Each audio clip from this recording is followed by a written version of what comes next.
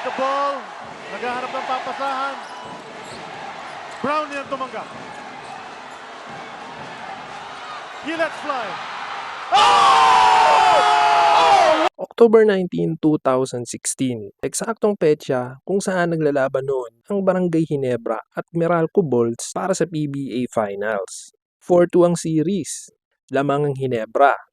Nakatutok ang lahat kung dito na ba magtatapos ang 8 taon na paghihintay at pagiging uhaw ng Ginebra na makakuha ng panibagong kampyonato. Pero bago natin balikan ang mismong eksena, ano nga ba ang meron tayo noon 8 years ago? iPhone 7 and iPhone 7 Plus pa ang latest na cellphone. Kasabay ng OnePlus 3, OnePlus 3T at Samsung Galaxy S7 at S7 Edge. Kakaupo pa lang bilang Pangulo ng Pilipinas ni Rodrigo Duterte. Commissioner ng PBA si Chito Narvasa. Kakapasok pa lang sa PBA ni Carl Brian Cruz, Kevin Ferrer, Mac Bello, Von Pesumal, Gio Halalon, Roger Pugoy, Matthew Wright, at iba pang kilalang mga pangalan.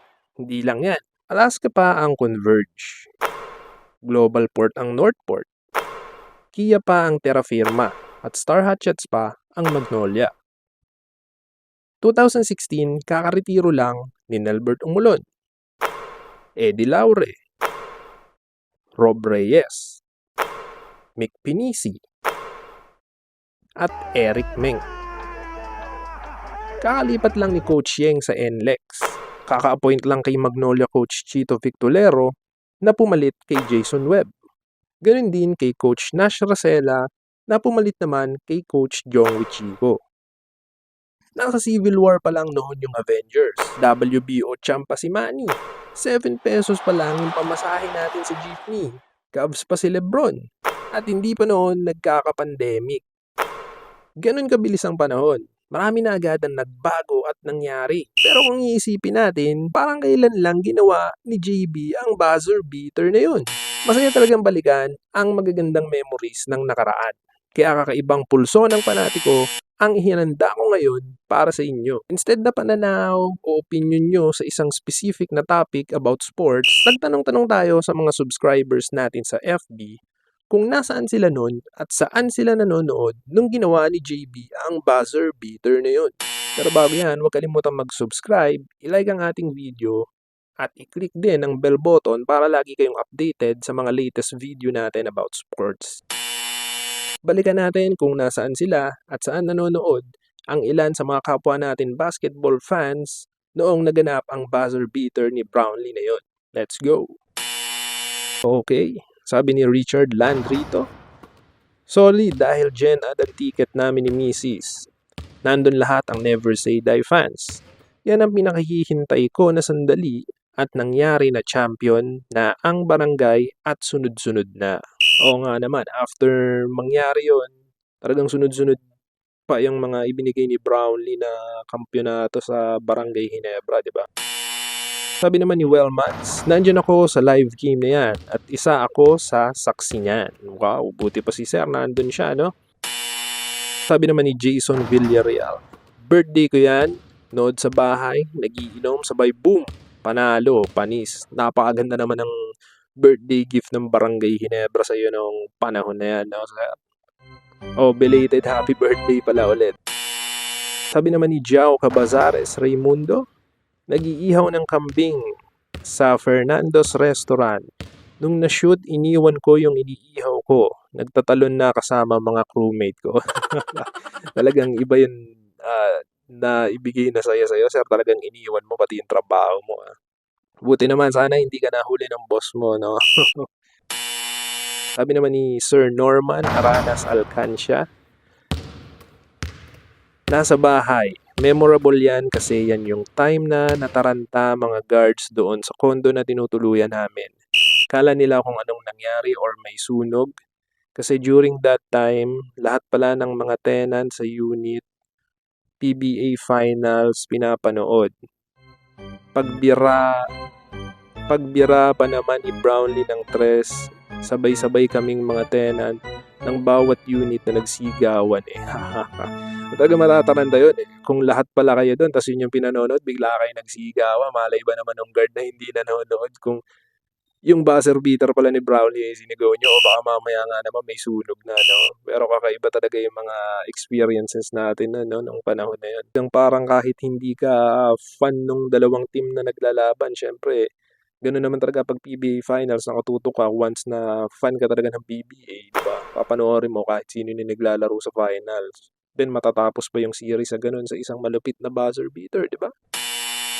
Sabi naman ni Chado Penarada, tore ng simbahan para makakuha ng reception sa TV sa CP dati. Sulit naman yung pag-akit mo niyan sa tore ng simbahan. No? Talaga kasi nasagap mo, di ba? Isang lupit na game yun, nasagap mo na yun.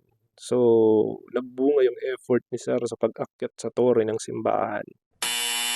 Si Kates Bernardo, nasa Araneta. Swerte rin yung mama at nandun siya. Sabi naman ni Sir Roland Tanael, nakalagpas ako ng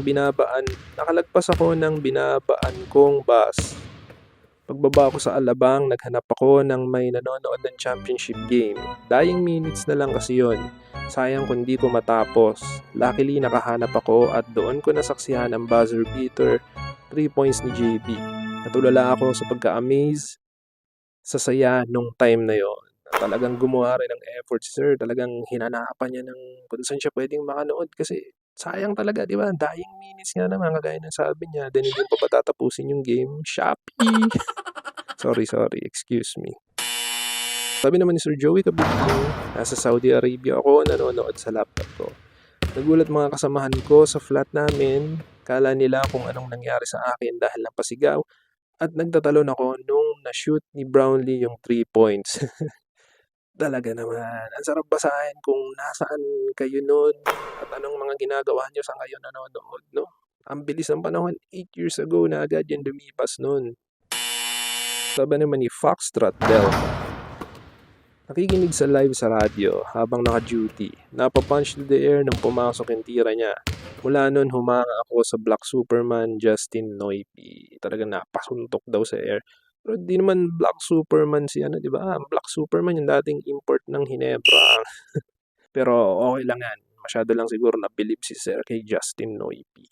Talagang tinawag niyang Black Superman.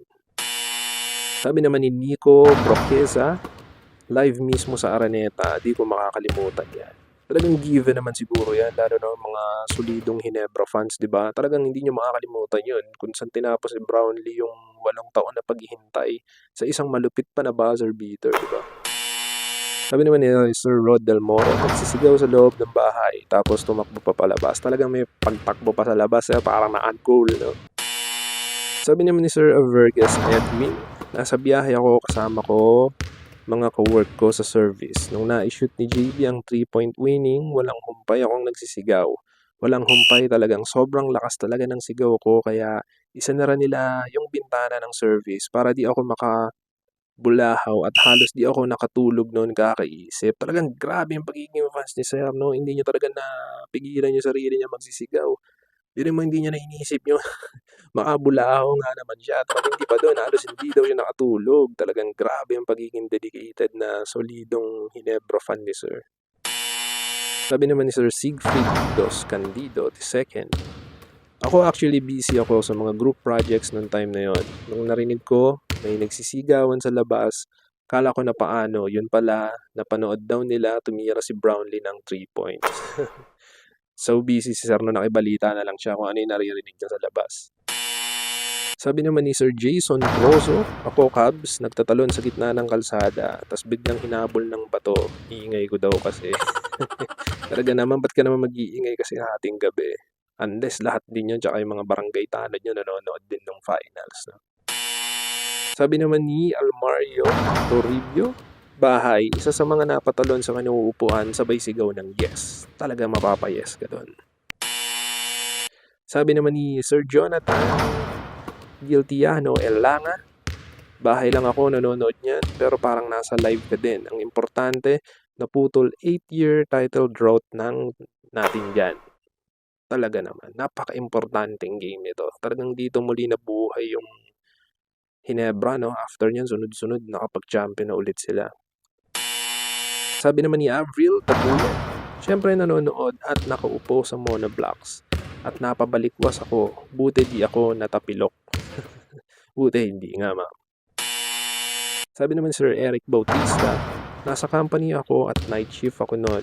Timing na wala pa problema sa production. Kaya napasigaw ako sa tuwa sa pagkakashoot ng last shot ni Brown. Buti wala ka talagang boss doon. At kung hindi natin alam. Baka mamaya kasi fan din siya ng Ginebra at saka ng Meralco, di ba? Masyado siyang matuwa din sa game. Sabi naman ni Sir Rodel Balsa, nasa Saudi ako time na yon, kumakain ako, na-shoot ni JB, napatapon ako sa tuwa. So, dalawa silang nasa Saudi. At hindi lang siguro sila yan, marami pang ibang kababayan din natin na nanonood nun, even nasa ibang bansa nakatutok sa PBA. So, ilan lang yan sa mga kapwa natin, PBA fans, ang mga panatiko ng basketball, na nag-share kung nasaan sila noon 8 years ago, nang naganap ang buzzer beater ni Brownlee na tumapos sa 8 taon na pagiging uhaw ng Ginebra na makamit ang panibagong kampyonato. So ito ang pulso ng panatiko kung saan pinag-usapan natin ngayon hindi ang iba't ibang issue o hiningan kayo ng opinion sa isang specific na bagay, kundi nag-share at nagkwentuhan tayo kung nasan kayo 8 years ago nung naganap ang buzzer beater winning basket 3-point shot ni Justin Brownlee na yun noong 2016. So, ang sarap balikan ng nakaraan, di ba? Narinig natin kung si ganito, nandyan, tumalon sa trabaho, may natapon, may tumakbo sa labas, di ba? Iba nasa ibang bansa, may umakit sa torre. Ang ganda, ang sarap pakinggan na bilang isang basketball fan, talagang hindi nila makakalimutan kung nasan sila ng mga panahon na yun, na sa isang importanteng game para sa team nila, di ba? No? So again, ito nga, ang pulso ng panatiko. Huwag kalimutan na mag-subscribe sa ating channel at abangan ang bawat video na ina-upload natin. Ganun din sa FB page natin. Maraming salamat.